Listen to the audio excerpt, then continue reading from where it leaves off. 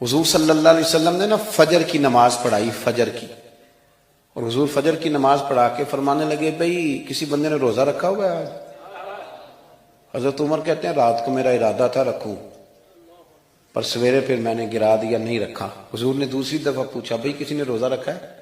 تو حضرت صدیق کے اوپر نے ہاتھ کھڑا کیا، عرض کی یا رسول اللہ میں نے رکھا ہوا ہے۔ آپ حکم نہ دیتے تو نہ بتاتا، پر روزہ رکھنا بھی آپ نے توجہ دلائی ہے تو حکم بھی آپ کا بتاؤ تو بتا دیا۔ حضرت عمر کہتے ہیں حضور نے فجر کی نماز پڑھائی، فجر کی۔ دوسرا سوال پوچھا بھی کسی نے کسی بیمار کی تیمارداری کی ہے؟ تو حضرت عمر کہتے ہیں میں نے فٹافٹ عرض کی یا رسول اللہ ابھی تو نماز فجر پڑھی ہے، تو اب گھر جائیں گے تو تیمارداری کریں گے نا۔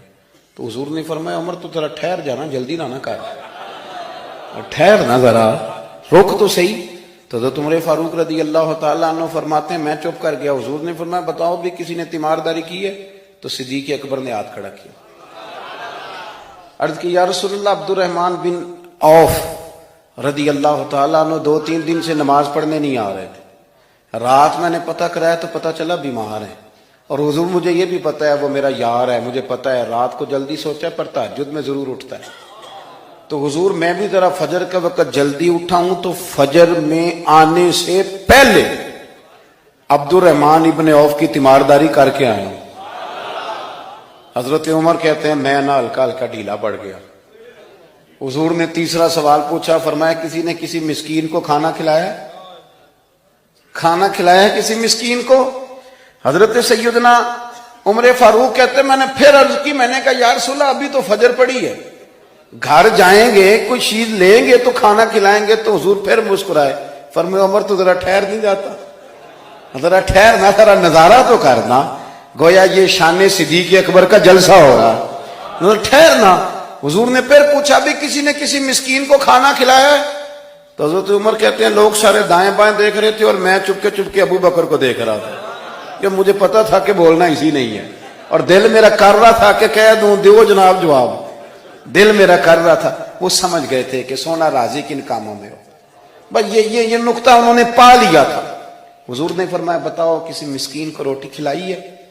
تو جناب سیدنا صدیق اکبر نے ہاتھ کھڑا کیا، عرض کی یا رسول اللہ سویرے اٹھا ہوں تو چھوٹا بیٹا بھی اٹھ گیا تھا، اور میرے وضو کرتے سنت پڑھتے ماں سے کہنے لگا بھوک لگ رہی ہے، تو ماں نے 2 روٹیاں بھی پکا دی، تو حضور ایک اس نے کھائی دوسری اس کے ہاتھ میں تھی۔ جب ہم نکلے ہیں نا گھر سے تو دروازے پہ ایک فقیر کھڑا تھا، مسکین کھڑا تھا، کہہ رہا تھا رات سے بھوکا ہوں، کوئی دروازہ کھلنے کا انتظار کر رہا تھا، ابو بکر سب سے پہلے تیرا ہی کھلا ہے۔ تو حضور میں نا اس مسکین کو ایک روٹی کھلا کے آیا ہوں۔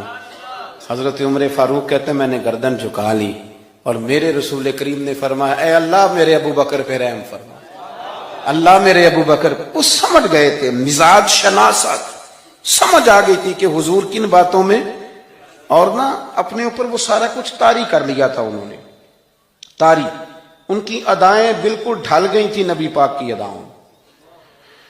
3 دن وہ غار ثور میں رہے تو ہمارے صوفیاء فرماتے ہیں کہ ان پر تجلیاں بھی پڑی محبوب کی معرفت کی۔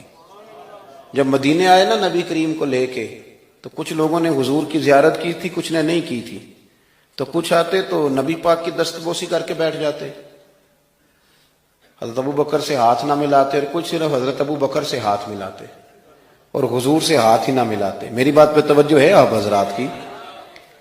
تو کچھ لوگوں کو نا شبہ ہونے لگا، وہ معاذ اللہ سمجھنے لگے کہ شاید یہی اللہ کے رسول ہے۔ حضرت صدیق اکبر یہ کیوں شبہ ہوا؟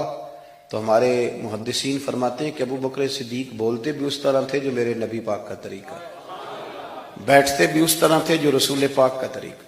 کہتے ہیں انہوں نے امامہ باندھا ہوا تھا تو جو امامے کا پیچ حضور کا ڈھیلا رہ گیا تھا ان کا بھی ڈھیلا رہ گیا تھا، اس طرح اپنے آپ کو مزاج میں ڈھالا تھا، تو من شدی من تو شدم، میں اس طرح ڈھالا تھا مزاج میں، اس طرح کے کوئی فرق نہیں نظر آتا تھا۔ وہ کہتے ہیں جب حضرت ابو بکر صدیق نے دیکھا نا کہ لوگوں کو تو شک ہو رہا ہے، کوئی میرے ساتھ ہاتھ ملا کے بیٹھ جاتے، تو حضرت صدیق اکبر نے کہا کوئی ایسا کام کرنا چاہیے کہ پتہ چلے آقا کون ہے غلام کون ہے۔ اٹھے، کندھوں پہ چادر تھی، وہ اتار کے نا تو حضور پہ سایہ کر دیا، لوگوں کو پتہ چل گیا کہ سایہ کرنے والا کوئی غلام ہے، اور جس پر سایہ کیا جا رہا ہے وہ آقا ہے۔ کیا خوبصورت نقطہ لکھا ہے مفسرین نے، شارحین فرماتے ہیں تھوڑی دیر کے لیے، تھوڑی دیر کے لیے، تھوڑی دیر کے لیے حضرت ابوبکر صدیق نے حضور کے سر انور پر اپنی چادر کا سایہ کیا تھا۔